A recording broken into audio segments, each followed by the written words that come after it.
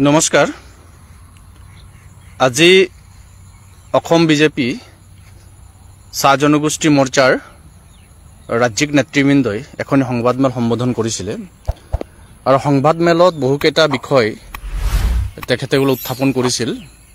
বিশেষভাৱে যোৱা 2 দিনমানৰ আগত অসম প্ৰদেশ কংগ্ৰেছ কমিটিৰ নেতৃত্বত মিডিয়া বিভাগৰ জৰিয়তে অসমৰ চাহ শ্ৰমিক আদিবাসীসকলে ভোগ কৰি থকা বিভিন্ন সমস্যাৰাজিৰ সন্দৰ্ভত এটা সংবাদমেল আয়োজন কৰিছিল আৰু এই সংবাদমেলৰ প্ৰতিক্ৰিয়া প্ৰকাশ কৰা তথা প্ৰত্যুত্তৰ দিবলৈ গৈ আজি বিজেপি চাহ জনগোষ্ঠী মৰ্চাই যিসমূহ গুৰুতৰ বিষয় উত্থাপন কৰিছে সেই বিষয়সমূহৰ ওপৰত অসম প্ৰদেশ চাহ মজদুৰ আদিবাসী কংগ্ৰেছ বিভাগৰ মই সাধাৰণ সম্পাদক হিচাপে মই বিষয়সমূহৰ ওপৰত কিছু প্ৰতিক্ৰিয়া আৰু প্ৰত্যুত্তৰ দিবৰ কাৰণে এই ফেচবুক লাইভৰ জৰিয়তে আপোনালোকৰ ওচৰলৈ আহিলো।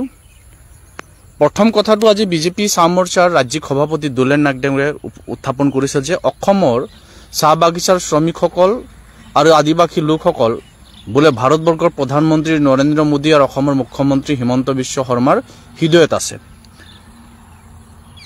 মানে ৰাজনীতি কৰিব লাগিব, আমি এই লেভেলত নামি পেলাই ৰাজনীতি কৰিব নালাগে, যাতে মূল সমস্যাবিলাক ঢাকি ৰাখিবৰ কাৰণে এটা আবেগিক মুহূৰ্তৰ সৃষ্টি কৰি পেলাই চাহ বাগিচাৰ শ্ৰমিকসকলক আৰু আদিবাসী লোকসকলৰ সমস্যাবিলাক ঢাকি ৰাখিব পৰা যায়। মোদী আৰু হিমন্ত বিশ্ব শৰ্মাৰ যদি হৃদয়ত অসমৰ চাহ বাগিচাৰ চাহ শ্ৰমিকসকল থাকিলহেঁতেন, আদিবাসী লোকসকল যদি থাকিলেহেঁতেন, নিশ্চিতভাৱে আজি অসমৰ চাহ বাগিচাৰ লোকসকল আৰু আদিবাসী লোকসকলে ভুগি থকা সমস্যাবিলাকৰ যথোপযুক্ত সমাধান চৰকাৰখনে কৰিলেহেঁতেন। মই একদম স্পষ্টভাৱে কথাটো ক'ব বিচাৰিছোঁ, চাহ বাগিচাৰ শ্ৰমিকসকল নহয়, আদিবাসী লোকসকল নহয়, হিমন্ত বিশ্ব শৰ্মা আৰু মোদীৰ হৃদয়ত অসমৰ চাহ বাগিচাৰ মাটিবিলাক আৰু চাহ বাগানবিলাক আছে। তেওঁলোকে কেনেকৈ বাগিচাৰ মাটিবিলাক কিনিব পাৰি, কেনেকৈ বাগানৰ ডাঙৰ ডাঙৰ উদ্যোগ কল কাৰখানাবিলাক লৈ পেলাই ডাঙৰ ডাঙৰ ধনী মানুহৰ হাতত গতাব পাৰি, তাৰ অভিযানত নামিছে। ইতিমধ্যে অসমৰ বহুকেইখন চাহ বাগিচা কেইবাগৰাকী বিজেপিৰ বৰ্তমান চৰকাৰৰ মন্ত্ৰী বিধায়কে ক্ৰয় কৰিছে। অৰ্থাৎ অসমৰ চাহ বাগিচাৰ শ্ৰমিকৰ সমস্যা বা চাহ বাগিচাৰ মানুহখিনিক তেওঁলোকক হৃদয়ত ৰখা নাই, তেওঁলোকে হৃদয়ত ৰাখিছে অসমৰ চাহ বাগিচাৰ মাটিসমূহ কেনেকৈ বৈধ অবৈধ উপায়ে ক্ৰয় কৰিব পাৰি, কেনেকৈ মাটিবিলাকৰ মালিক হ'ব পাৰি, কেনেকৈ চাহ বাগিচাবিলাকৰ মালিক হ'ব পাৰি, তাৰ অভিযানত খুদ মুখ্যমন্ত্ৰী হিমন্ত বিশ্ব শৰ্মা আৰু দেশৰ প্ৰধানমন্ত্ৰী নামিছে।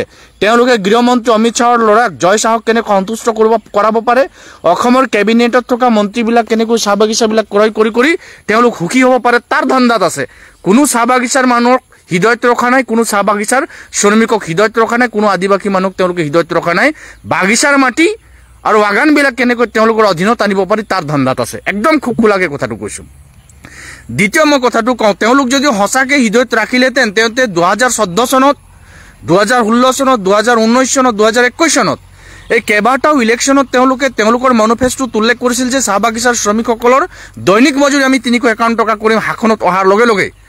আজি তেওঁলোকে শাসন কৰা 10টা বছৰ অতিক্ৰম হ'বৰ হ'ল অসমত, 11টা বছৰ অতিক্ৰম কৰিলে কেন্দ্ৰত। কোনো এখন চাহ বাগিচাৰ চাহ শ্ৰমিকে 351 টকা হাজিৰা পালে জানো? কতো পোৱা নাই।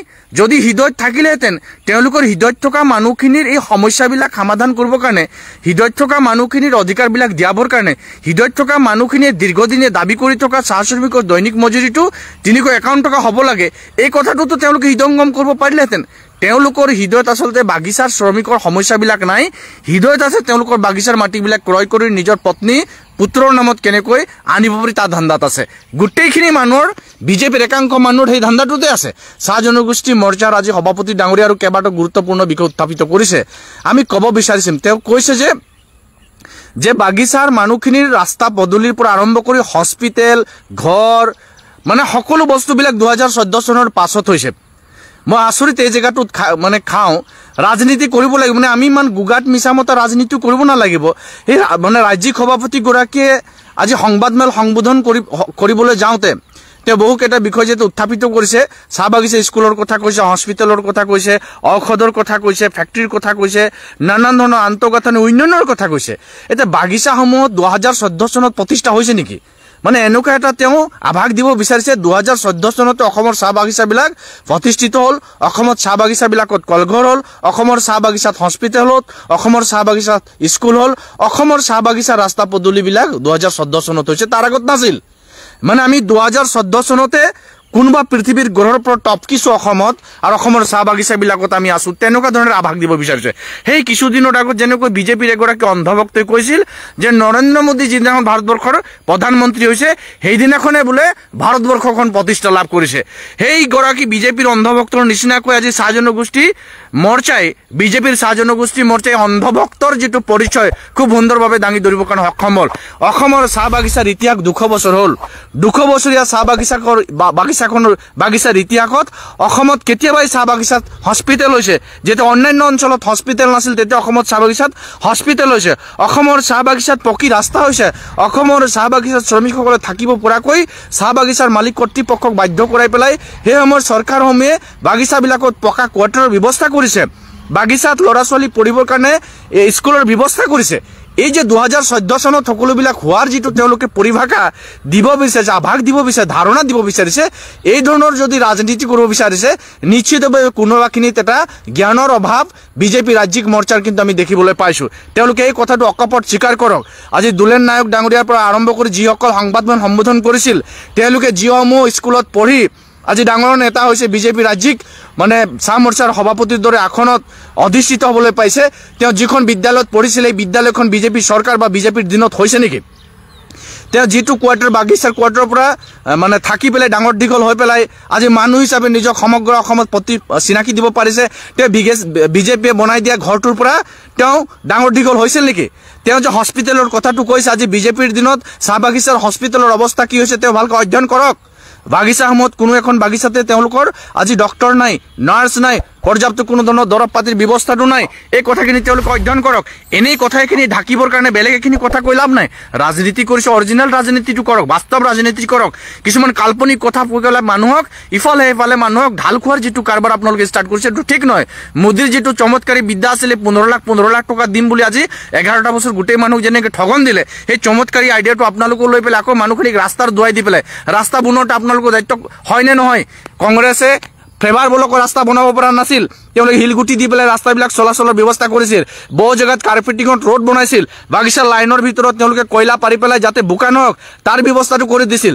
আপোনালোকে ফ্লেভাৰ ব্লকৰ ব্যৱস্থাটো এইকাৰণে কৰিলে কাৰণ মেক্সিমাম ফ্লেভাৰ ব্লক বনোৱা ফেক্টৰীবিলাক বিভিন্ন বিজেপি দলৰ বিধায়ক আৰু মন্ত্ৰী ফেক্টৰী হয়।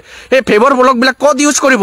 যাতে বাগিচাত 1 কোটি টকা ৰাস্তা বনোৱাৰ নামত ধাৰ্য কৰা হ'ল। এই ৰাস্তাতে যাতে বাগিচাত ফ্লেভাৰ ব্লকৰ ব্যৱস্থাটো কৰি দিওঁ যাতে 2 পইচা আমাৰো থাকি যায়, 2 পইচা কমিশ্যনত আহি যায়, ইটাবিলাক কম দামৰ ইটাটো বেছিকৈ বিক্ৰী কৰিব পাৰে, তাৰ অংকটোতো তাত হ'ল। মানুহবিলাক হিচাপ নিকাচ কৰিছে। মই আপোনালোকক এটা কথা ক'ব বিচাৰিছোঁ, বিজেপিৰ আজি চাহ মৰ্চাই উত্থাপন কৰা দৰে মই কথা তেওঁলোকে কৈছে যে বাগিচাৰ শ্ৰমিকসকল বোলে নৰেন্দ্ৰ মোদী আৰু হিমন্ত বিশ্বৰ হৃদয়ত আছিল। মই এখন বাগিচাৰ মাজত আছো, যিখন বাগিচা ভাৰত চৰকাৰৰ জৰিয়তে পৰিচালিত হয়। ভাৰত চৰকাৰৰ হেভি ইণ্ডাষ্ট্ৰী মিনিষ্ট্ৰীয়ে পৰিচালনা কৰে এন্ড্ৰিয়েল কোম্পানীৰ এখন বাগিচাৰ মাজত আছো। সঁচাকৈ যদি বিজেপিৰ চাহ মৰ্চা উত্থাপন কৰা ধৰণে বাগিচাৰ শ্ৰমিকসকল বা আদিবাসী লোকসকল মোদী আৰু হিমন্তৰ বোলে হৃদয়ত আছে, মই বাগিচাখন এটা দৃশ্য দেখাব বিচাৰিছোঁ। এইখন বাগিচাতেই আজি বছৰ বছৰ ধৰি কৰ্ম কৰি পেলাই জীৱিকা নিৰ্বাহ কৰি থকা শ্ৰমিকসকলৰ জীৱনৰ জীৱিকা যে এটা হাহাকাৰ অৱস্থাত গৈছে, বাগিচাখন মৃতপ্ৰায় অৱস্থাত আছে। আৰু এই বাগিচাখন খুদ মোদী আৰু হিমন্ত চৰকাৰে পৰিচালিত কৰে। সেই বাগিচাখন অৱস্থাটো আপোনালোকে চাওক কেনেকুৱা এটা অৱস্থাৰ মাজতে এই বাগিচাখন গতি কৰিছে। এইখন হ'ল এন্ড্ৰিয়েল কোম্পানীৰ এখন বাগিচা, যিখন বাগিচাত আজি পাত ছিঙিব নোৱাৰাকৈ 3 ফুট 2 ফুট 2.5 ফুট ক'ৰবাত 1.5 ফুট ক'ৰবাত 1 ফুট আৰু জংঘল হৈ গোটেই বাগিচাখন ধ্বংস হৈছে। কিন্তু বাগিচাখন ধ্বংস হোৱাৰ দৃশ্যটো বিজেপিৰ চাহ মৰ্চাই দেখি নাপায়। তেওঁলোকে এই দৃশ্যবিলাক দেখাওক, কেন্দ্ৰীয় আৰু ৰাজ্য চৰকাৰক কওক যে আপোনাৰ অধীনস্থ এই বাগিচাবিলাক আজি মৃতপ্ৰায় অৱস্থাত হৈছে। এই বাগিচাসমূহত প্ৰায় 30,000 মানুহে কাম কৰে। এন্ড্ৰিয়েল কোম্পানীৰ 10খনকৈ অসমত চাহ বাগিচা আছে। আমাৰ নাহৰকটীয়া সমষ্টিৰ এখন বাগিচা আছে দিছাম বাগান, টিংখং সমষ্টিৰ 3খন বাগিচা আছে। আমাৰ টিংখং বাগান, ৰাজগড় বাগান, বামুণবাৰী বাগান, আমাৰ মাহমৰা সমষ্টিত চৰাইদেউ বাগান আছে। চৰাইদেউ ডিষ্ট্ৰিক্টৰ মাহমৰা সমষ্টিত হিংৰিজান চাহ বাগিচা আছে। আমাৰ মৰাণৰ খোৱাং সমষ্টিত খোৱাং চাহ বাগিচা আছে। লাহোৱাল চাবুৱা সমষ্টিত আজিকালি এই আজিকালি লাহুৱাল চাবুৱা সমস্যা বাসমতীয়া চাহ বাগিচা আছে আমাৰ মৰিয়নি দুলেন নায়ক দাদাৰ ঘৰৰ কাষতে আছে হুলুংগুৰি চাহ বাগিচা সেই বাগিচাখনৰ শ্ৰমিকৰ অৱস্থা কি হৈছে আজি সংবাদ মেলত এই কথাখিনি তেওঁলোক উত্থাপন কৰিব লাগিছিল চৰকাৰৰ দৃষ্টিগোচৰ কৰিব লাগিছিল গোলাঘাটৰ মূৰফুলনি বাগিচাৰ অৱস্থাৰ শ্ৰমিকৰ অৱস্থা কি হৈছে এই কথাখিনি তেওঁলোকে সংবাদ মেলত ক'ব লাগিছিল বগিজান চাহ বাগিচাৰ অৱস্থাৰ শ্ৰমিকৰ অৱস্থা কি হৈছে এই কথাখিনি সংবাদ মেলত ক'ব লাগিছিল সংবাদ মেলত তেওঁলোকে কি কৈছে যে এই যে দেখিছে এখন বাগিচাখন এই বাগিচাখনৰ দৃশ্যাৱলীবিলাক তেওঁলোকে ক'ব লাগিছিল যে এনেকুৱা এটা হাহাকাৰ অৱস্থাৰ মাজত ভাৰত চৰকাৰে প্ৰত্যক্ষভাৱে পৰিচালিত কৰা ভাৰত চৰকাৰৰ অধীনস্থ এন্ড্ৰইল কোম্পানীয়ে প্ৰত্যক্ষভাৱে পৰিচালিত কৰা এই বাগিচাখন যে জংগল হৈছে বাগিচাখনৰ শ্ৰমিকে সময়মতে পাবলগীয়া পষেকীয়া দৰমহা যে পোৱা নাই তেওঁলোকে আজি প্ৰায় 9-10 টাকৈ ৰেচন পোৱা নাই তেওঁলোকৰ ছুটি পইচা ঘৰ ভাড়া খৰি পইচা যে পোৱা নাই হস্পিটেলত যে দৰৱ নাই কোনো ধৰণৰ ডক্টৰৰ ব্যৱস্থা নাই এই কথাখিনি আজি দুলেন নায়ক দাদা বা তেওঁলোকৰ সহযোগীসকলে কিয় ক'ব নোৱাৰে বিজেপি চাহ মৰ্চাই তেওঁলোকৰ চৰকাৰৰ দৃষ্টিগোচৰ কেলে কৰিব পৰা নাই আজি মই আপোনালোকৰ মানে প্ৰামাণিক সহকাৰে কৈছো বাস্তৱ কথাটো কৈছো প্ৰেক্টিকেল কথা কৈছো যে এই যে ভাৰত চৰকাৰে পৰিচালিত কৰা এন্ড্ৰইল কোম্পানীৰ অধীনস্থ এইখন বাগিচাৰ এই দৃশ্যটো চাওক দৃশ্য নহয় দৃশ্যই সঁচা কথা কয় আৰু এইখন হ'ল ৰাজগড় চাহ বাগিচাৰ বৰ্তমানৰ এই অৱস্থাটো চাওক কেনেকে জংগল হৈছে আৰু প্ৰতিষ্ঠিত চাহ বাগিচা যিখন বাগিচাত প্ৰত্যক্ষ পৰোক্ষভাৱে প্ৰায় 10,000 মান মানুহ এই বাগিচাখনৰ ওপৰত নিৰ্ভৰশীল ওচৰতে এটা সৰু টাউন আছে এই টাউনৰ দোকান পোহাৰ বিলাকে বাগিচা থোৱা দৰমহাৰ পৰাই খুব সুন্দৰকৈ চলিছিল যেতিয়াই প্ৰায় বাগিচাখনত হাহাকাৰ পৰিস্থিতিৰ সৃষ্টি হ'ল সময়মতে দৰমহা নোহোৱা হ'ল বাগিচাৰ শ্ৰমিকসকলে পাব লগা তেওঁলোকৰ প্ৰাপ্যবোৰ সময়মতে যেতিয়া নোপোৱা হ'ল তেতিয়া প্ৰায় ওচৰৰ যিটো মানে অৰ্থনীতি আছিল সি ধ্বংসৰ ফালে গতি কৰিছে দোকান পোহাৰবিলাক নচলা হ'ল আজি মই বিজেপি চাহ মৰ্চা উত্থাপিত কৰা এই কথাটো মই আপোনালোকৰ দৃষ্টিগোচৰ কৰিব বিচাৰিছো যে এন্ড্ৰইল কোম্পানীৰ বাগিচাৰ শ্ৰমিকৰ পষেকীয়া দৰমহাটো বাদ দিয়ক ৰাচনসমূহ তেওঁলোকে পোৱা নাই ছুটি পইচা তেওঁলোকে পোৱা নাই ঘৰ ভাড়া তেওঁলোকে পোৱা নাই আৰু এতিয়া শেহতীয়াভাৱে বাগিচা কেইখন বিক্ৰী কৰিবৰ কাৰণে অসমৰ মুখ্যমন্ত্ৰী সেইদিনাখন সংবাদমেল সম্বোধন কৰি কৈছে যে আমি এন্ড্ৰইল কোম্পানী যদি বাগিচাবিলাক চলাব নোৱাৰে তেন্তে আমি বাগিচাবিলাক বিক্ৰী কৰি দিম এতিয়া কথাটো হৈছে কিছুদিনৰ আগত অসম চাহ নিগমৰ বাগিচামো তেওঁলোকে বিক্ৰী কৰিছে এই অসম চাহ নিগমৰ বাগিচামো বিক্ৰী কৰাৰ পাছত চাহ নিগমৰ বাগিচাৰ শ্ৰমিকসকলে পাবলগীয়া তেওঁলোকৰ প্ৰাপ্যসমূহ এই পৰ্যন্ত পোৱা নাই আজিৰ তাৰিখলৈকে পোৱা নাই আনকি সৰকাৰ নিৰ্ধাৰণ কৰা 250 টাকাৰ যেটু দৈনিক মজুৰি অসম চাহ নিগমৰ অধিকাংশ চাহ বাগিচা আজিলৈকে দিয়া নাই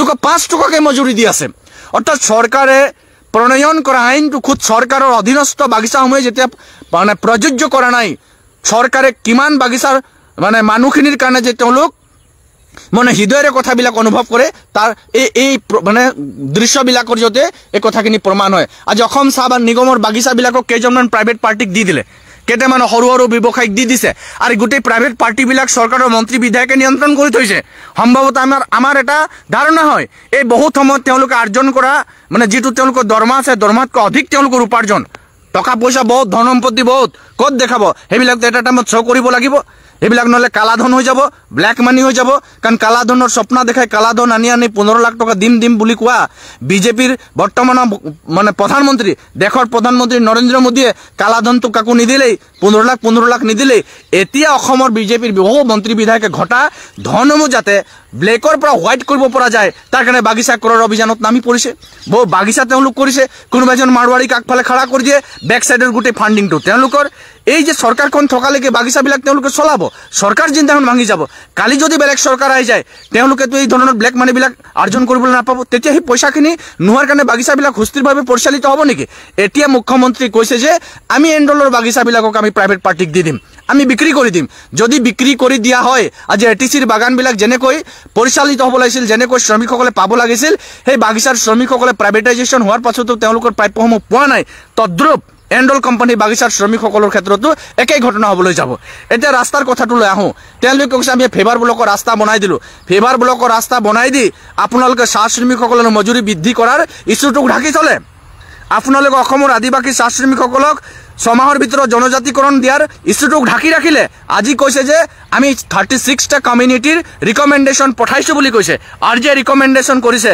মই দুলেন নায়ক ডাঙৰীয়া খোৰাই দিব বিচাৰিছো এই ৰিকমেন্ডেশনটো অসম বিধানসভা বিজেপিয়ে পঠোৱা নাছিল কংগ্ৰেছৰ দিনতে 36 কমিউনিটিৰ এথনোগ্ৰাফি ৰিপৰ্ট প্ৰস্তুত কৰি পেলাই সেই সময়ত অসম বিধানসভাই ৰিকমেণ্ড কৰি পেলাই আৰ্জিলৈ পঠাইছিল আৰু বিজেপিৰ কাৰ্যকালত তাকে তেওঁলোকে মানে ৰিভিউ কৰিলে কিন্তু যদি তেওঁলোকে পঠাইছিল কিবা কৰিছিল এমেণ্ডমেণ্ট বিল আনিলে বিল আনাৰ পাছত 19তে বিলটো 19ত আহি আজি বিল 19ৰ পাছত কিমান দিন হ'ল 2025 6টা বছৰ অতিক্ৰম কৰিলে 6টা বছৰত আপোনালোকে এই এছটি বিলৰ কোনো ধৰণৰ পাৰ্মানেণ্ট সলিউশন বা ৰিজলিউশন আজিলৈকে কেলে মানে অৰ্থাৎ দিয়াৰ যিটো মানসিকতা আপোনালোকৰ যে নাই এই কথাটো প্ৰমাণিত হৈছে আৰু এটা কথা মই আপোনাক ক'ব বিচাৰিছোঁ আপুনি 96 কমিউনিটিৰ কথা কৈছে 96 কমিউনিটি নহয় 108টা জাতিৰ কথা আপোনালোকে লিষ্টিং কৰিছিল 108টা জাতিৰ জায়গাত এটা 96 টো কৰ পৰা আহি গ'ল এই যে মানুহ ভুলুৱাৰ যিটো ৰাজনীতি আৰম্ভ কৰিছে এই ৰাজনীতিৰ পৰা দূৰত থাকক এই হসা কথাখিনি কক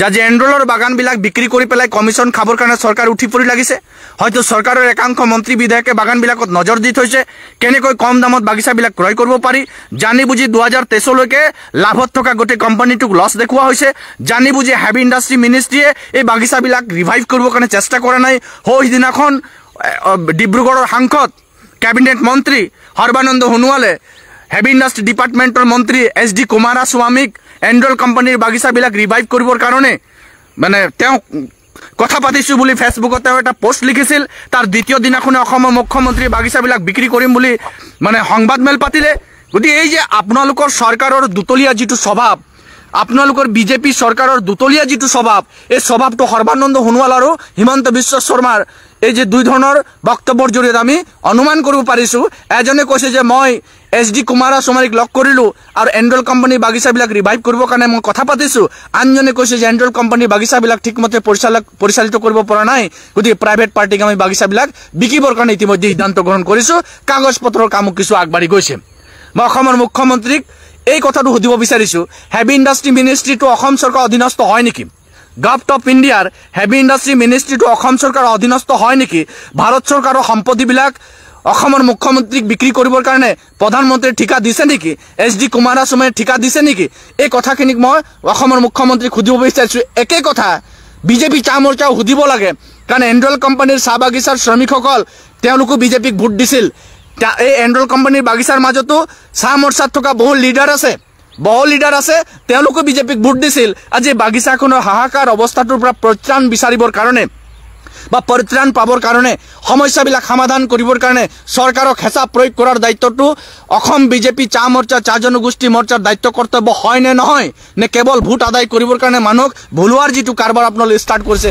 সেইটোৱে আপোনালোকৰ শেষ ৰাজনীতি নেকি আমি কৈছোঁ আমি স্পষ্টভাৱে কৈছোঁ সেইদিনাখন সংবাদমেলত এটুৱা মুণ্ডা ডাঙৰীয়া ৰাজু সাহু ডাঙৰীয়া ৰজলিনা তিৰ্কী ডাঙৰীয়ানী প্ৰাঞ্জল ঘাটুৱাৰ ডাঙৰীয়াই কোনবিলাক কথা কৈছিল যে বিজেপিৰ দিনত অসমৰ চাহ বাগিচাৰ অৱস্থাবিলাক ক্ৰমান্বয়ে খতম হ'বলৈ গৈছে এই সঁচা কথা এণ্ড্ৰল বাগানৰ অৱস্থাটো ATCৰ অৱস্থাবিলাক সেইদিনাখন ডলু চাহ বাগিচাবিলাক আপোনালোকে উইদাউট পাৰ্মিশ্যনত কোনো ধৰণৰ এয়াৰপৰ্টৰ কোনো ব্যৱস্থা নথকাকৈ ধ্বংস কৰি খতম কৰি দিলে বিজেপি চাহ মৰ্চাই কিবা কথা কৈছে নেকি আজিলৈকে এই যে আমাৰ চৰাইদেউ ডিষ্ট্ৰিক্টৰ চৰাইদেউ পৰ্বত চাহ বাগিচাখন যে আজি 3টা বছৰ বন্ধ হৈ আছে চৰকাৰটো আপোনালোকৰ শ্ৰম মন্ত্ৰী আপোনালোকৰ শ্ৰম মন্ত্ৰীটো খুদ মানে অসম চাহ মজদুৰ সংঘৰ সাধাৰণ সম্পাদক যিসকল শ্ৰমিকে বৰঙণি দি তেওঁক ডাঙৰ দীঘল কৰিলে যিসকল শ্ৰমিকে বৰঙণি দি তেওঁক পোহপাল দিলে যিসকল শ্ৰমিকে বৰঙণি দি তেওঁক নেতা পাতিলে সেই নেতাগৰাকী আজি কেবিনেট মন্ত্ৰী শ্ৰম মন্ত্ৰী এই চৰাইদেউ চাহ বাগিচাখন যে আজি বন্ধ হৈ আছে বাগিচানৰ অৱস্থা যে খতম হৈ গ'ল বাগিচাৰ মানুহখিনি যে হাহাকাৰ অৱস্থা হৈছে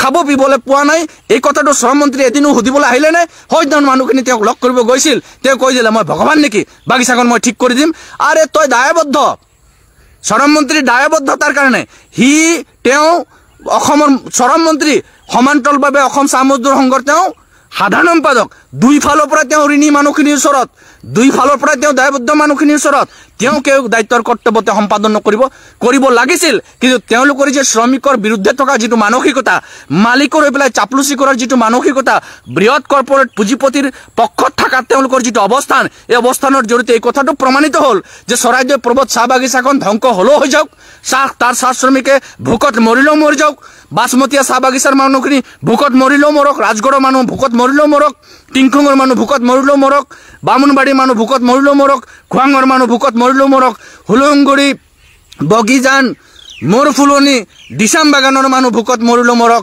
হিংৰিজান চাহ বাগিচাৰ মানুহ ভোকত মৰিলো মৰক, শ্ৰম মন্ত্ৰী ৰূপেশ গোৱালাৰ একো আহ যাহ হ'বলৈ নাই, হিমন্ত বিশ্বৰ একো আহ যাহ হ'বলৈ নাই। এই বাগিচাবিলাক যেতিয়া ধ্বংস হৈ যাব, প্ৰডাক্টিভ কেপাচিটিটো যেতিয়া চাহ গছবিলাকৰ কমি যাব, কম দৰত যাতে বাগিচাবিলাক মন্ত্ৰী বিধায়কবিলাকে কিনিব পাৰে, মুখ্যমন্ত্ৰী যিটো বাগানৰ প্ৰতি যিটো থকা যিটো নজৰ, সেই নজৰটো যাতে তেওঁ মানে ফুলফিল কৰিব পাৰে, তেওঁৰ যিটো ধান্দা আছে ধান্দাটোত যাতে ছাকচেছ হ'ব পাৰে, তাৰ কাৰণে উঠি পৰি লাগিছে। আৰু এই কথাটো চাহ মৰ্চাই জানি বুজি নীৰৱে থকাটোৱেই, চাহ মৰ্চাই যে বাগিচাৰ শ্ৰমিকসকলৰ লগত নাই, চাহ মৰ্চাই যে চাহ বাগিচাৰ সমস্যাবিলাক যথাযথভাৱে চৰকাৰৰ ওচৰত উপস্থাপন কৰা নৈতিক দায়বদ্ধতাটো স্বীকাৰ কৰাৰ পৰা যে দূৰত থাকিব বিচাৰিছে, আজিৰ সংবাদমেলৰ জৰিয়তে এই কথাটো তেওঁলোকে প্ৰতিপন্ন কৰিছে। আজি তেওঁলোকে কৈছে যে অসমৰ চাহ বাগিচাত বোলে 30-40 বছৰলৈকে আৰু কংগ্ৰেছ সোমাব নোৱাৰে, কংগ্ৰেছ নাই। আৰে দুলেন দাদা, 2021 চনত মৰিয়নিত আপুনি টিকেট বিচাৰিছিলে, বিজেপি আপোনাক টিকেট নিদিলে জানে, কংগ্ৰেছৰ মৰিয়নিত ৰূপজ্যোতি কুৰ্মী জিকি থৈছে। গতিকে কংগ্ৰেছৰ ভোটখিনি আনিবৰ কাৰণে আমি ৰূপজ্যোতিকে লৈ যাওঁ। যিগৰাকী ব্যক্তিৰ বিপৰীতে আপোনাৰ গোটেই ৰাজনৈতিক যুদ্ধটো আছিল, সেইগৰাকী ব্যক্তিৰ বিৰুদ্ধে যাৰ এগেইনষ্টত আপুনি এনকুৱাৰী ঘোষণা কৰাইছিল, যাৰ এগেইনষ্টত আপুনি কেছ দিছিল, সেইগৰাকী ব্যক্তিয়েতো আপোনাৰ আজি টিকেটটোকে কাঢ়ি লৈ গ'ল, টিকেটটোকে কাঢ়ি লৈ গ'ল, গৈ পেলাই বিজেপিত তেওঁ জাপ মাৰিলে, জাপ মাৰি বাই ইলেকশ্যনত আকৌ বিজেপিৰ হৈ পেলাই তেওঁ MLA, কংগ্ৰেছৰ MLA আছিল। তেওঁ এই এনকুৱাৰীৰ পৰা বাচিবৰ কাৰণে বিজেপি দলত গ'ল, দলত যোৱাৰ পাছত আপোনাৰ ৰাস্তাটো তেওঁ বন্ধ কৰি দিলে। আপোনাৰ যিটো ৰাস্তা আছিল, আপোনাৰ যিটো সপোন আছিল, সপোনটোতো চাৰখাৰ কৰি পেলালে। আজি তেওঁ আপুনি কৈছে যে আমি বোলে টিকেট নিবিচাৰোঁ, বিজেপি নিজেই টিকেট দিয়ে। আপুনি মানে 21ত টিকেট বিচৰা নাছিল, আপুনি বাই ইলেকশ্যনৰ টিকেট বিচৰা নাছিল, নিবিচৰাৰ কাৰণে আপোনাক নিদিলে। মানে আমি এটা কথা আজি গম পালোঁ যে বিজেপিৰ দলত থকা চাহ জনগোষ্ঠীয় যিমান লিডাৰ আছে, আদিবাসী যিমান লিডাৰ আছে, চাহ মৰ্চাত থকা যিমান লিডাৰ আছে, তেওঁলোকে বিজেপি দলৰ পৰা টিকেট নিবিচাৰে, তেওঁলোকক নিজে নিজে বিজেপি দলৰ টিকেটটো দিবৰ কাৰণে তেওঁলোক মানে আগুৱাই যায়। মানে বিজেপিয়ে নিজে নিজেই এইখিনি মানুহক দি দিয়ে টিকেট, তেওঁ সেই কথাটো ক'ব বিচাৰি আছে। কিন্তু কংগ্ৰেছ যে চাহ বাগিচাৰ পৰা শেষ হোৱা নাই, এই কথাটোৰ প্ৰমাণ ইতিমধ্যে আপোনালোকে পাইছে। লাষ্ট ইলেকশ্যনত চাহ বাগিচাৰ যিটো পলিং পাৰ্চেণ্টেজ আছে, এই পাৰ্চেণ্টেজ যদি আপোনালোকে চাই, বহুত জেগাত কাণ্টে টক্কৰ হৈছে, হাৰিব পাৰোঁ, কোনোবা জেগাত চিট নাহিব পাৰে, সেইটো ছেকেণ্ড কথা। কাৰণ চিট নাহিবৰ কাৰণে আপোনালোকে কি কৈছে, মানুহক ভয় খুৱালে, ভাবুকি দিলে, উইড্ৰ কৰালে, নানান ধৰণৰ প্ৰলোভন দিলে, তাৰ পাছতো কংগ্ৰেছ দলত চাহ বাগিচাৰ মানুহে ভোট দিছে, ষ্টেণ্ড কৰিছে। আপুনি আচৰিত হ'ব, এইবাৰ পঞ্চায়ত ইলেকশ্যনত প্ৰতিটো সমষ্টিত আটাইতকৈ বেছি কংগ্ৰেছ দলৰ প্ৰাৰ্থী হিচাপে পঞ্চায়তত ৱাৰ্ডবিলাকত চাহ বাগিচাৰ শ্ৰমিকৰ সন্তানবিলাক, শিক্ষিত সন্তানবিলাক উঠিছে, শিক্ষিত সন্তানবিলাক। তেওঁলোকে বিজেপিক ভয় কৰা নাই, বিজেপিক বুঢ়া আঙুলি দেখালে, বহু জেগাত ভয় ভাবুকি দিয়াৰ পাছতো নমিনেশ্যন উইড্ৰ নকৰিলে, খেলি দেখাই দিলে আৰু নিৰ্ণায়ক সংখ্যক ভোট আদায় কৰিবৰ কাৰণে সক্ষম হ'ল। আপুনি কোৱাৰ দৰে যে 30-40 বছৰ নালাগে, 26 চনত আপোনালোকে গম পাব, 2026 চনত হ'বলগীয়া নিৰ্বাচনত অসমৰ চাহ বাগিচাৰ লোকসকলে আপোনালোকক কেইবাটা কাৰণত জবাব দিব। প্ৰথম কাৰণ, 14ৰ পৰা আজি 25লৈকে আপোনালোকে 351 টকা হাজিৰা দিম বুলি কৈ মানুহখিনিক বুঢ়া আঙুলিটো ধৰাই থলে। জনজাতিকৰণৰ কথা 14ৰ পৰা 25লৈকে কৈ বুঢ়া আঙুলিটো ধৰাই থলে। মাটিৰ পট্টাৰ আজি আপুনি কথা কৈছে যে গাঁৱৰ মানুহৰ মাটিৰ পট্টা বোলে বিজেপি চৰকাৰ অহাৰ পাছতে বসুন্ধৰা আঁচনিত পালে। মই বিৰাটেই লাজ পাওঁ এই কথাবিলাকত। এনেকুৱাও হ'ব নালাগে যে মানুহ অন্ধ হ'ব নালাগে যে গাঁৱৰ মানুহে বোলে বিজেপি চৰকাৰ অহাৰ পাছতে মাটিৰ পট্টা পাইছে। আৰে হাজাৰ বিঘা, শ বিঘা প্ৰতিটো গাঁৱৰ আদিবাসী চাহ শ্ৰমিক পৰিয়ালৰ নামত ইতিমধ্যে ম্যাদী পট্টা আছেই। আপোনালোকে বসুন্ধৰা আঁচনি আনি পেলাই কি কৰিলে যে যিবিলাক একচনা মাটি, তজি মাটি বা বিভিন্ন ধৰণৰ চিলিং মাটিবিলাকত ভোগ দখল কৰি চাহ বাগিচাৰ শ্ৰমিকসকল বা আদিবাসী লোকসকল গাঁৱৰ মানুহে ভোগ দখল কৰি আছিল, সেই মাটিখিনি পট্টা দিয়াৰ নামত আপোনালোকে এপ্লিকেশ্যন লৈ ল'লে। লোৱাৰ পাছত কোনোবাই 10 বিঘা খাই আছিল, কোনোবাই 20 বিঘা খাই আছিল, কোনোবাই 15 বিঘা খাই আছিল, কোনোবাই 4 বিঘা খাইছিল, কোনোবাই 5 বিঘা খাইছিল। আপোনালোকে বিঘা দিবৰ ধান্দাটো কৰিলে। বসুন্ধৰা আঁচনিৰ নামত আপোনালোকে টেক ফুলি কেনেকৈ বাগিচাৰ চাহ শ্ৰমিকসকল, গাঁৱৰ বস্তিত থকা আদিবাসী লোকসকলে ভোগ কৰি থকা মাটিখিনিৰ হিচাপ এটা ল'ব পৰা যায়, তাৰতো অংক কৰিলে। আৰু বাগিচাৰ চাহ শ্ৰমিকসকলক পাট্টা দিম বুলিতো কেতিয়াবাৰ পৰা কৈ আছে, 2016 চনৰ পৰা কৈছে যে আমি বাগিচাৰ শ্ৰমিকক পাট্টা দিছোঁ, পাট্টা দিলোঁ। আপোনালোকে ইমানেই পাট্টা দিলে যে আপোনাৰ পাট্টাবিলাক পাই বাগিচাৰ শ্ৰমিকসকলে পাট্টাৰ পানীটো ধুই খাই আছে। খেতি কৰিবলৈ মাটি নাই, ঘৰ বনাবলৈ মাটি নাই, আপোনালোকৰ পাট্টাটো ধুই যে তাৰ পানী খাইছে। কোনটো মাটিৰ পাট্টা দিব, বাগিচাৰ শ্ৰমিকসকলক আপোনালোকে কোনটো মাটিৰ পাট্টা দিব সেই মাটিটো আইডেন্টিফাই কৰি দিয়ক। আপোনালোকে কৈ আছে যে বাগিচাৰ কোৱাৰ্টাৰবিলাক আমি দিম, বাগিচাৰ সিলিং সাৰপ্লাস ল্যান্ডত ভোগ দখল কৰি থকা মানুহখিনিক পাট্টাটো দিম। গতিকে কোনখিনি পাট্টা দিব, কোনটো মাটিৰ পাট্টা দিব, প্ৰথম মাটিটো আইডেন্টিফাই কৰি দিয়ক। বাগিচাৰ চাহ শ্ৰমিকসকলৰ হাতত মাটি নাই, এই সৰু মৰু ঘৰটোত থকা মাটিখিনিও দিব পৰাকৈ আইনগত কোনো ব্যৱস্থা এতিয়ালৈকে কৰা নাই। আপোনালোকে কি আইন আনিলে যে বাগিচাৰ চাহ শ্ৰমিকসকলক মাটিটো দিম বুলি? ইতিমধ্যে বাগিচাবিলাক লিজত দি থৈছে। টিপি লেণ্ডৰ নামত দুটা ক্লাছত বাগিচাৰ মাটিবিলাক আছে। এই আইনবিলাক সংশোধন নকৰাকৈ আপোনালোকে কেনেকৈ বাগিচাৰ মানুহক মাটি দিব? মাটিটো দিবৰ কাৰণে যথাযথ যিখিনি আইনৰ প্ৰয়োজন আছে আপোনালোকে এছেম্বলিত নানাকৈ মানুহখিনিক মাত্ৰ মাটি দিয়াৰ নামত পুনৰ প্ৰলোভিত কৰিবৰ কাৰণে, মাটি দিয়াৰ নামত কেনেকৈ 2026 ভোটটো আদায় কৰিব পৰা যায়, এই কথাটোক আপোনালোকে কেনেকৈ মানুহৰ ব্ৰেইনত সোমাই দিব পৰা যায় তাৰ প্ৰয়াসত নামিছে। একদম চিধা চিধি আৰু সঁচা কথাটো ক'ব লাগে যে বিজেপিয়ে চাহ বাগিচাৰ শ্ৰমিকসকলক মাটি দিয়াৰ পক্ষত নাই। বিজেপিয়ে চাহ বাগিচাৰ মাটিবিলাকক ডাঙৰ ডাঙৰ কোম্পানী, পুঁজিপতি, মন্ত্ৰী, বিধায়কক গতাবৰ ধান্দাত নামিছে। আপোনালোকে এই কথাটো কওক, কাৰণ তাৰ প্ৰমাণ ঢেৰ আছে। টি টুৰিজমৰ নামত যিটো কথা আপোনালোকে ক'লে, টি টুৰিজম 10% মাটি ইউজ কৰিম, কোনটো চাহ বাগিচাৰ শ্ৰমিকৰ হাতত পৰ্যাপ্ত পইচা আছে যে আপোনালোকৰ টি টুৰিজমৰ নামত 10% মাটিত আপোনালোকে ইনভেষ্ট কৰোৱাব? আপোনালোকে 10% মাটিত কোনো চাহ বাগিচাৰ উঠিওৱা প্ৰজন্মক ইনভেষ্টমেণ্টৰ কাৰণে আপোনালোকে মাটিটো লোৱা নাই। আপোনালোকে টি টুৰিজমৰ নামত যিটো 10% মাটি ল'ব বিচাৰিছে, এইটো বৃহৎ পুঁজিপতি, একাংশ ইনভেষ্টৰক, বাহিৰৰ ইনভেষ্টৰক কেনেকৈ বাগিচাৰ মাটিবিলাক দিব পৰা যায়, বিক্ৰী কৰিব পৰা যায়, তাৰ ধান্দাতে এই গোটেই ডিচিশ্যনটো লৈছে। এইটোৱে আচল কথা। কাৰণ ইতিমধ্যে তিনিচুকীয়াৰ শুকান পুখুৰী চাহ বাগিচাখন এই যে টি টুৰিজমৰ নামত কিবা কিবিৰ নামত তাৰ যিখিনি মাটি আছে সেইখিনি ডাঙৰ ডাঙৰ বিল্ডিং বনাই আছে, ৰিয়েল এষ্টেট কোম্পানীবিলাকক দিছে, বেলেগ ইণ্ডাষ্ট্ৰীবিলাক তাত বনোৱা হৈছে। সেই বাগিচাৰ শ্ৰমিকসকলে ইণ্ডাষ্ট্ৰীত কাম নাপায়, নিদিয়ে, মাটিও নিদিয়ে, সেই ইণ্ডাষ্ট্ৰীবিলাকত কামো নিদিয়ে। এদিন বাগিচাবিলাক আপোনালোকে ডাঙৰ ডাঙৰ পুঁজিপতি মানুহৰ হাতত গতাই এই মানুহখিনিক ইয়াৰ পৰা আকৌ গৃহৰা কৰাৰ এটা কামতে আপোনালোকে নিমজ্জিত হৈছে। মই চাহ জনগোষ্ঠী মৰ্চাক একদম বিনম্ৰতাৰে আহ্বান জনাব বিচাৰিছোঁ, আপোনালোকে চিধা চিধিভাৱে চৰকাৰক কওক যে 2014 চনত, 2016 চনত, 2021 চনত, 2019 চনত আৰু 2024 চনত কেউটা নিৰ্বাচনত আপোনালোকে বাগিচাৰ শ্ৰমিকসকলক ঠগিবৰ কাৰণে 351 টকাৰ যিটো ইছ্যু আনিছিল, এই ইছ্যুটো এমাহৰ ভিতৰত ফুলফিল কৰিব লাগিব। এই কথাটো অসম চৰকাৰক ক'বৰ কাৰণে আপোনালোকে কৰিবৰ কাৰণে বাধ্য কৰাওক। এনডেলৰ কোম্পানীৰ 10খনকৈ বাগিচা কোনো কাৰণত আমি বিক্ৰী কৰিবলৈ নিদিওঁ। এই বাগিচাবিলাক হেভি ইণ্ডাষ্ট্ৰী মিনিষ্ট্ৰীয়ে ৰিভাইভ কৰিবৰ কাৰণে এডিশ্যনেল ফাণ্ড মিনিষ্ট্ৰীত ধৰক, তাৰ কাৰণে প্ৰয়োজনত কেন্দ্ৰত কেবিনেট ডিচিশ্যন লওক, তেওঁলোকে ফাণ্ড এক্সটেণ্ড কৰক আৰু বাগিচাবিলাক ৰিভাইভ কৰিবৰ কাৰণে প্ৰতিটো বাগিচালৈ তেওঁলোকে ফাণ্ডখিনি যাতে এল'টেট কৰিব পাৰে তাৰ ব্যৱস্থাটো কৰক। আপোনালোকে এই কথাবিলাক কওক। অসম চাহ নিগমৰ প্ৰতিখন চাহ বাগিচাৰ শ্ৰমিকে পাবলগীয়া তেওঁলোকৰ বকেয়া যিখিনি আছে, এৰিয়াৰৰ পৰা আৰম্ভ কৰি প্ৰেপ গ্ৰেচুইটি, এতিয়ালৈকে ডিপাৰ্টমেণ্টত জমা হোৱা নাই। এই পইচাখিনি সুপ্ৰিম কোৰ্ট অফ ইণ্ডিয়াই জমা দিবৰ কাৰণে অসম চৰকাৰক যিটো নিৰ্দেশ দিছিল, সেই নিৰ্দেশটো কাৰ্যকৰী কৰিবৰ কাৰণে আপোনালোকে চৰকাৰক কওক। তেতিয়া মানি ল'ম যে আপোনালোক শ্ৰমিকৰ পক্ষত আছে, নহ'লে আপোনালোকক ভোট কেনেকৈ আদায় কৰাৰ চক্ৰান্ত কৰিব পাৰে তাৰহে ধান্দাত আছে, এই কথাটো প্ৰমাণিত হ'ব। আৰু এটা কথা খুব খোলাকৈ আপোনালোকক ক'ম, আজি মই চাইছোঁ আপোনালোকৰ গোটেই কথাটোত আপোনালোকে কৈছে 30-40 বছৰ ধৰি বাগিচাৰ শ্ৰমিকসকল বিজেপিক আঁকোৱালি নলয়, কাৰণ বিজেপিৰ শীৰ্ষ দুগৰাকী নেতা মোদী আৰু হিমন্তই অসমৰ চাহ বাগিচাৰ শ্ৰমিকসকলক বোলে হৃদয়ত থৈছে, অন্তৰত থৈছে, মানে দিল কা টুকুৰা বনি গ'লোঁ আমি তেওঁলোকৰ দিল কা টুকুৰা। এই মৰাণৰ অভয়পুৰ ষ্টেডিয়ামত ডবা কোবাই ভাৰতৰ প্ৰধানমন্ত্ৰীগৰাকীয়ে কৈছিল যে মই চায়ৱালা হওঁ, আপকা সাৰা দুখ দৰদ সমজ ৰহা হওঁ।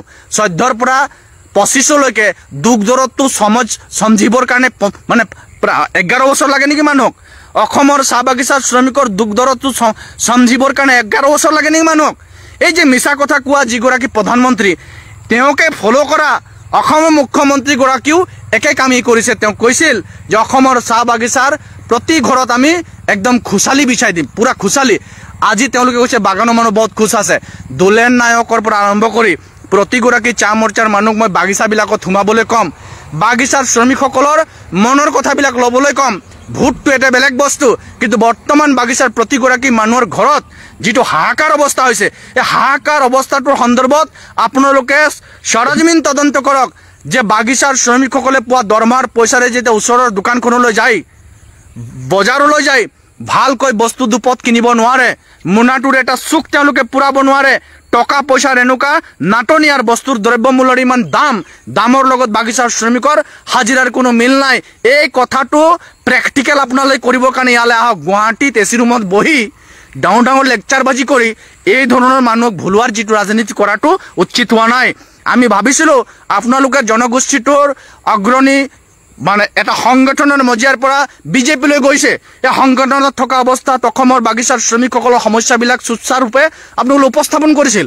কিন্তু আজি যেতিয়া দলত ক্ষমতাত যেতিয়া আছে, ক্ষমতাত থকা অৱস্থাত আপোনালোকে মূল ইছ্যুৰ পৰা ফালৰি কাটি সৰু কথাবিলাকত আপোনালোকে মাথা মাৰি আছে। সৰু কথাবিলাক কৈ বাগিচাৰ শ্ৰমিকসকলৰ ভোটকেইটা আদায় কৰাৰ ধান্দাত নামিছে। এইটো উচিত হোৱা নাই। আমি এই কথাটো কেতিয়াও নকওঁ যে পূৰ্বে বাগিচাৰ শ্ৰমিকসকলৰ সমস্যা নাছিল, সমস্যা আছিল, বহুত সমস্যা আছিল। এই সমস্যাবিলাক সমাধান কৰিব নোৱাৰাৰ কাৰণে বিজেপিক ভোটটো দিছিলে। কিন্তু বিজেপিয়ে সমস্যাবিলাক সমাধান কৰাৰ সলনি পুনৰ সমস্যাবিলাক দুগুণ তিনিগুণ চাৰিগুণ কৰি বৃদ্ধি কৰাৰ কাৰণে মানুহে কিন্তু ভোটটো দিয়া নাছিল। আপোনালোকে কৈছে যে আমি হাজিৰা বঢ়াই দিলোঁ বোলে, 137 টকাৰ পৰা আমি বঢ়াই 250 টকা কৰিলোঁ। সেই সময়ত চাউলৰ দামটো 12 টকাৰ পৰা 20 টকাৰ ভিতৰত আছিল। আজি চাউলৰ দামটো 45 টকাৰ পৰা 100 টকালৈ গৈছে। সেই সময়ত আলুৰ দামটো 4 টকা 3 টকা 5 টকাৰ তলত আছিল। আজি আলু 50 টকা আপোনালোকৰ পিৰিয়ডত খোৱালে। সেই সময়ত 60 টকা দামত মিঠাতেল আছিল। আজি মিঠাতেল 180 টকা, সময়ত আপোনালোকে 200 টকালৈকে মিঠাতেল কৰি দিছিল। সেই সময়ৰ বস্তুৰ যিটো দাম আৰু পৰিমাণত বাগিচাৰ শ্ৰমিকসকলে পোৱা যিটো হাজিৰা তাৰ লগত এডজাষ্টমেণ্ট হৈছিল। কিন্তু আজিৰ যিটো বস্তুৰ দাম আৰু শ্ৰমিকসকলে পোৱা তেওঁলোকৰ যিটো মজুৰি, সেই দাম আৰু মজুৰিৰ মাজত কোনো ধৰণৰ এডজাষ্টমেণ্ট হোৱা নাই। আপোনালোক এই যিটো পৰিসংখ্যা তাতো আপোনালোক অকণমান গণনা কৰি চাওক। এনেই হাৱাত কথাকেইটা কৈ মানুহক পুনৰ মানে ভুলোৱাৰ যিটো কাৰবাৰ কৰিছে এইটো ঠিক নহয়। শেষত এটা কথা কওঁ যে আপুনি কৈ আছে যে অসমৰ চাহ বাগিচাৰ অৱস্থাবিলাক, বাগিচাৰ শ্ৰমিকসকলৰ অৱস্থাবিলাক বহুত ভাল হৈছে। মই এটা আপোনাক ডাটা দিব বিচাৰিছোঁ। এই ডাটাটো হৈছে এণ্ডল টি কোম্পানীৰ বাগিচাৰ কথাটো কৈছোঁ।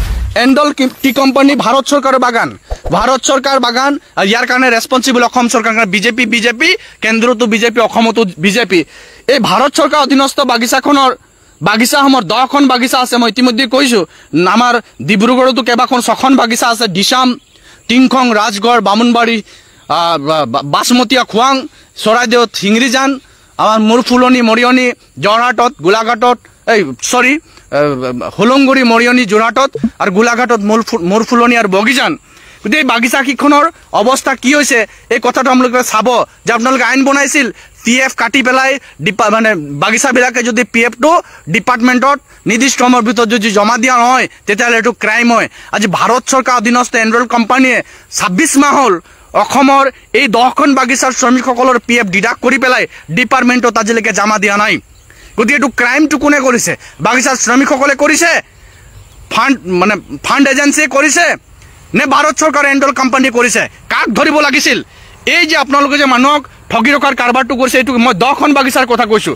আজিৰ তাৰিখত শ্ৰমিকে দৰমহাৰ বাবদ এণ্ডল কোম্পানীৰ পৰা, অৰ্থাৎ ভাৰত চৰকাৰৰ অধীনস্থ এণ্ডল কোম্পানীৰ পৰা দৰমহাৰ বাবদ প্ৰায় 278.67 লাখ টকা দৰমহাৰ বাবদ পাব আছে।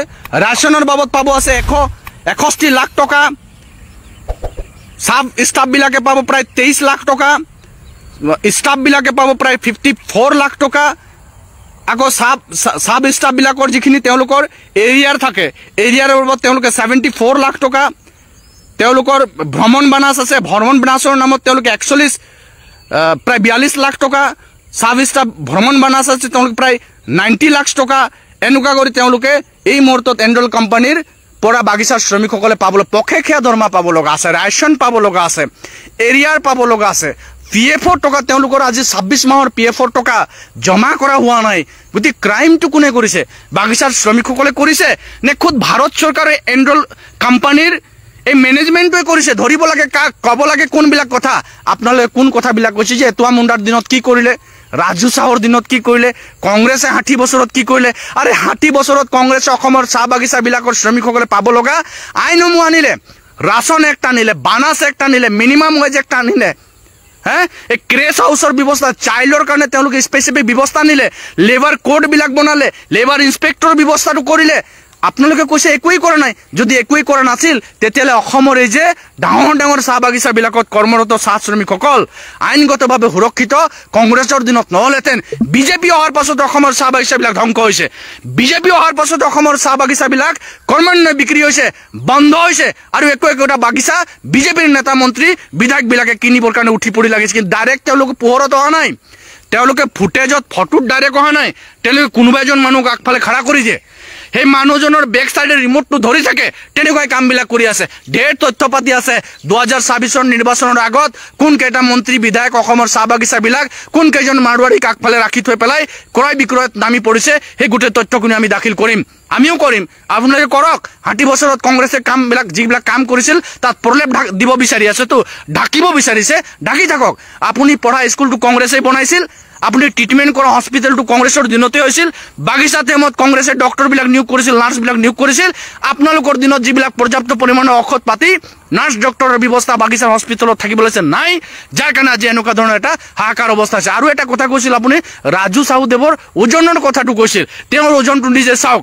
এইটোতো এক ধৰণৰ আপোনাৰ জেলাছ, এইটো ঈৰ্ষা হয়। ৰাজু চাহু শকত হ'ব পাৰে, মস্ত হ'ব পাৰে, ক্ষীণ হ'ব পাৰে, বেলেগ কথা, কিন্তু চাহ বাগিচাৰ মানুহখিনিৰ ওচৰলৈ আপুনি আহকচোন। কৰোণা অহাৰ পাছত বাগিচাৰ শ্ৰমিকসকলক প্ৰথম বেজীটো দিয়াৰ পাছত যিগৰাকী শ্ৰমিকে 20 কিলো পাত ছিঙিব পাৰিছিল, সেইগৰাকী শ্ৰমিকক সুধি চাব, বেজীটো লোৱাৰ পাছতেই 20 কিলো পাত এই 2 ঘণ্টা 3 ঘণ্টা ছিঙিব পৰাকৈ তেওঁৰ কেপেবিলিটি আছে নে নাই, সেই কথাটো শুনিব। প্ৰথম বেজী লৈ পেলাই তেওঁলোক জ্বৰ চৰ মূৰ বিষ চুৰ বিষ হ'ল, দ্বিতীয় বেমাৰটো বেজীটো লোৱাৰ পাছত তেওঁলোকৰ অৱস্থা কাঢ়িল হ'ল, আকৌ ভয় খোৱালে যে তৃতীয় বেজীটো যদি নলয় দৰমহা পইচাটো নাপাব, তেনেকুৱা কথাটো ক'লে। এই যে আপোনালোকে যে এটা মানুহক ভয় ভাবুকি দি বেজী দিয়াই মানুহখিনিক দুৰ্বল কৰি দিলে, এই কথাটো অন্তত কওক, খুদক, বাগিচাত যাওক, প্ৰতিগৰাকী শ্ৰমিক কৰ্মচাৰী খুদক, কৰোণা বেজী লোৱাৰ ফলত মানুহৰ শৰীৰত কি ধৰণৰ দুৰ্বলতা আহি পৰিলে কথাটো সোধক। সেই দুৰ্বলতাটোৰ পৰা তেওঁলোক সবল কৰিবৰ কাৰণে পৰ্যাপ্ত চৰকাৰীভাৱে বাগিচাৰ শ্ৰমিক কৰ্মচাৰীসকলক আপোনালোকে কোনো ধৰণৰ নিউট্ৰিশ্যনৰ ব্যৱস্থা কৰি দিলে জানো? কিবা কৰি দিলে? নাই কৰা, খালি বেজীটো দিলে। বেজী দি মানুহখিনিক আজি একদম অৱস্থাহীন কৰি পেলালে, এই কথাটো কিন্তু কোনোদিন নাভাবিলে। আমি এইটো নাই কোৱা বেজী দিব নালাগিছিল, বেজীটোৰ সমান্তৰালভাৱে মানুহ যেতিয়া দুৰ্বল হ'ল, দুৰ্বলতাৰ পৰা মানুহখিনিক বাচিবৰ কাৰণে পৰ্যাপ্ত তেওঁলোকক সেইখিনি ব্যৱস্থা অন্তত কৰি দিব লাগিছিল। আপুনি আৰু এটা কথা উল্লেখ কৰিছিল, ৰাজু চাহুৰ প্ৰসংগত কৈছিলে যে তেওঁৰ ওজনটো বহুত বেছি বাঢ়িব, ওজনটো বাঢ়িব, ওজন বঢ়াটো ডাঙৰ কথা নহয়। আপোনালোকৰ ওজনবিলাক বঢ়াওক, ওজন বঢ়াবৰিত কথা কৈ পেলাই টুলুঙা কথা কৈ মূল ইছ্যুটোৰ পৰা মানুহখিনিক আঁতৰাই ৰখা ৰাজনীতি কৰিব নালাগিব। মই শেষত এটা আপোনালোকক কথা কওঁ, মই এখন বাগিচাত প্ৰথমে কৈছিলোঁ, এখন বাগিচাত আছোঁ, যিখন বাগিচাৰ শ্ৰমিক কৰ্মচাৰীসকলৰ যিটো হাহাকাৰ অৱস্থা হৈছে, সেই হাহাকাৰ অৱস্থাটোৰ পৰা পৰিত্ৰাণ বিচাৰি ইতিমধ্যে ভাৰত চৰকাৰ, অসম চৰকাৰক এই কেইখন বাগিচাৰ শ্ৰমিকে বিভিন্ন ধৰণৰ অভিযোগ মেমোৰেণ্ডাম দিছে, কিন্তু মেমোৰেণ্ডামবিলাকৰ কোনো ধৰণৰ ব্যৱস্থা নহ'ল। কিন্তু এই বাগিচাবিলাক ঠিক কৰিবৰ কাৰণে বিজেপি চাহ মৰ্চাৰ ফালৰ পৰা না আন্দোলন, না মেমোৰেণ্ডাম, না কথোপকথন, না চৰকাৰৰ ওচৰত কোনো ধৰণৰ আপোনালোকে প্ৰেছাৰাইজ নকৰিলে।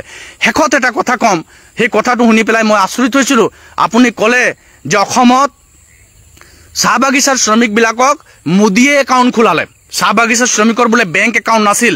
চাহ বাগিচাৰ শ্ৰমিকৰ বেংক একাউণ্ট আছিল নে নাছিল, আপুনি আজিৰ পৰা 6 বছৰ আগলৈকে আপুনি যাওক, যেতিয়া PF টকাটো দিয়ে, গ্ৰেচুইটিৰ টকাটো দিয়ে, কেছ পইচাটো নিদিয়ে, বেংক একাউণ্ট এটা চেকৰ জৰিয়তে সেই পইচাখিনি মানুহে কালেক্ট কৰে।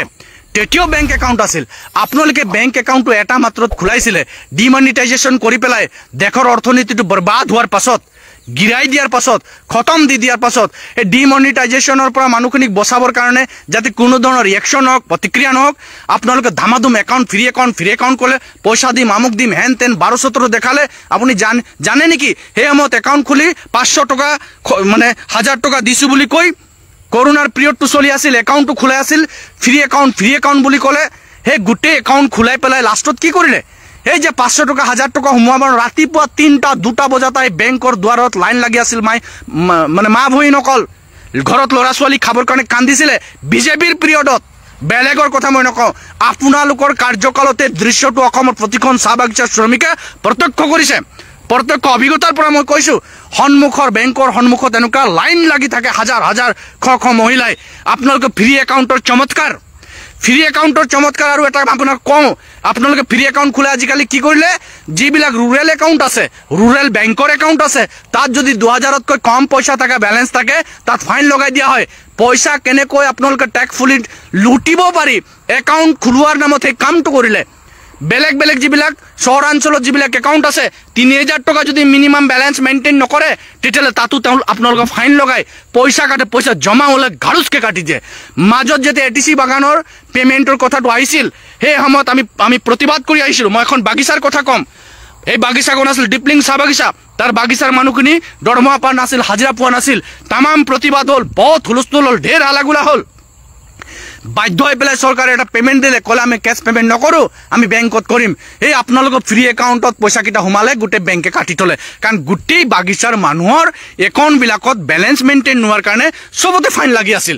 গতিকে আপোনালোকৰ ফ্ৰী একাউণ্টৰ যিটো চমৎকাৰ, এই চমৎকাৰটো হ'ল ফ্ৰী একাউণ্টৰ নামত কেনেকৈ মানুহৰ পৰা পইচা বছুলি কৰিব পৰা যায়, পইচা লুটিব পৰা যায়, তাৰ এটা উৎকৃষ্ট কৌশল আপোনালোকে লৈ বেংক একাউণ্ট চব মানুহে কৰিলে।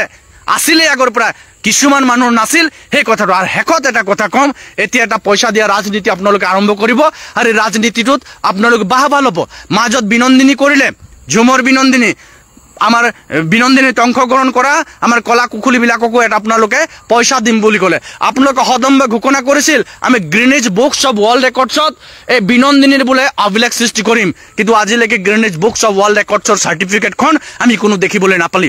আমি সাংস্কৃতিকভাৱে চহকী জাতি, বিশ্ব জানক নাজানক পিছৰ কথা, আমি সাংস্কৃতিকভাৱে চহকী জাতি। আৰু তাত বিনন্দিনীত যিখিনি কালচাৰ শ্ব' কৰা হ'ল, সেই কালচাৰ শ্ব' কৰা কালচাৰখিনি ফুল মানে টোটেলি আমাৰ যে এটা কাষ্টমৰ যিটো আমাৰ কি কয় ট্ৰেডিশ্যনেল যিটো আমাৰ কালচাৰ আছে, তাৰ লগত যে বহু ক্ষেত্ৰত মিল নাই, এই কথাখিনি আপোনালোকক সোঁৱৰাই থৈছোঁ।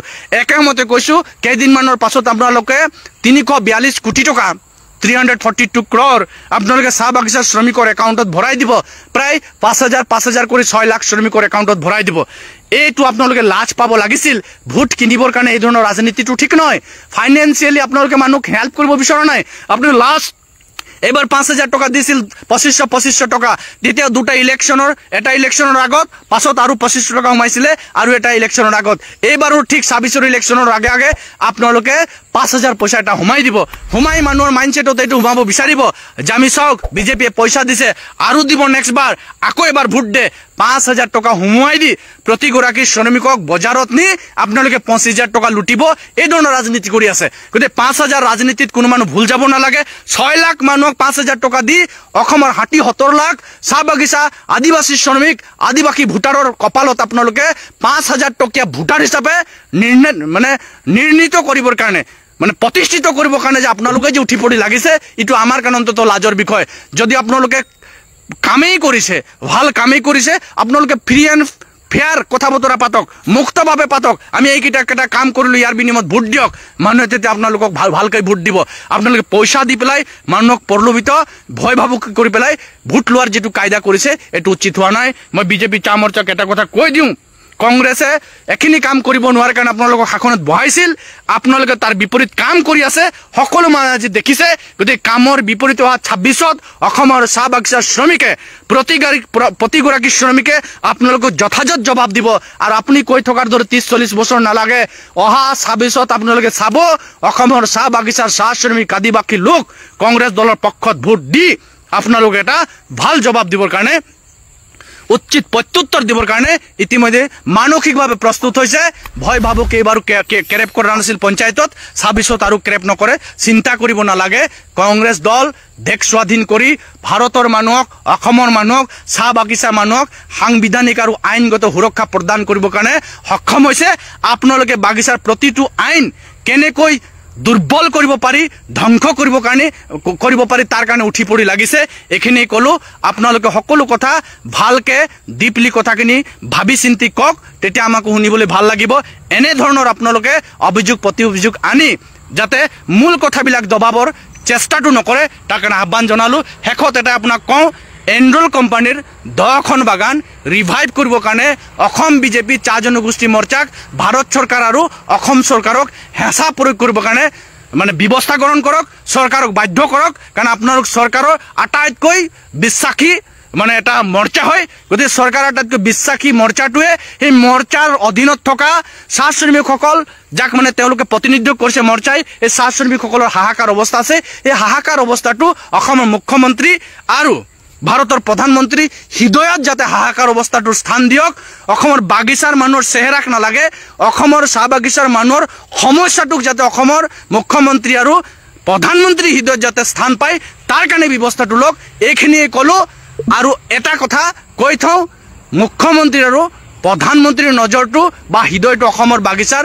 চাহ শ্ৰমিকৰ অসমৰ চাহ শ্ৰমিকৰ বা অসমৰ এই যে আদিবাসী মানুহবিলাক তেওঁলোকৰ হৃদয়ত তেওঁলোকে ৰখা নাই অসমৰ বাগানৰ মাটি আৰু অসমৰ চাহ উদ্যোগবিলাক তেওঁলোকৰ হৃদয়ত ৰাখিছে কেনেকৈ কিনিব পাৰি কেনেকৈ বিক্ৰী কৰিব পাৰি এই কথাখিনি আপোনাক ক'লো এইকেইটাকে হৃদয়ত ৰাখিছে বেলেগ একো বস্তু হৃদয়ত ৰখা নাই সেইখিনি কথা আপোনাক ক'লো আপোনালোকে এই বিষয়বিলাকৰ ওপৰতো চিন্তা চৰ্চা কৰিব বুলি আহ্বান জনালো ধন্যবাদ।